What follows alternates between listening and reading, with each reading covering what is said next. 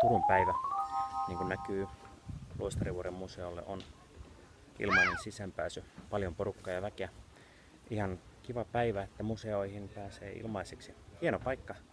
Suosittelen täällä vierailua. Tämä on todella kaunis kuvailema siitä, että miten täällä Luostarivuorenmäellä asuttiin 1700-luvulla. Harvoja keskustan paikkoja, jotka ovat säilyneet sitten suuren tulonpalan 1827 muistaakseni.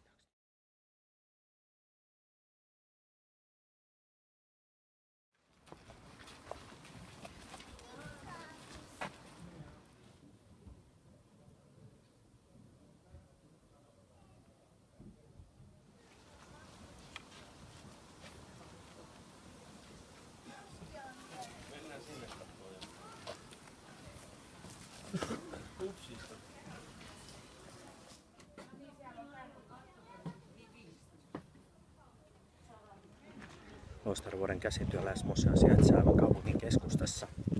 Ja jos olet käynyt Turussa, etkä ole käynyt täällä, niin olet menettänyt kyllä todella paljon. Itse olen käynyt täällä varmaan kymmeniä kertoja ja aina täältä löytyy jotain uutta ihasteltavaa ja katsottavaa. Tämä on inspiroiva juttu. Ja hienoa, että on tällaisia Turun päiviä. Näkyy, että ihmiset ovat kiinnostuneita juuristaan ja historiasta. Eli tänne vaan sitten seuraavalla kerralla, kun olet Turussa. Suosittelen lämpimästi.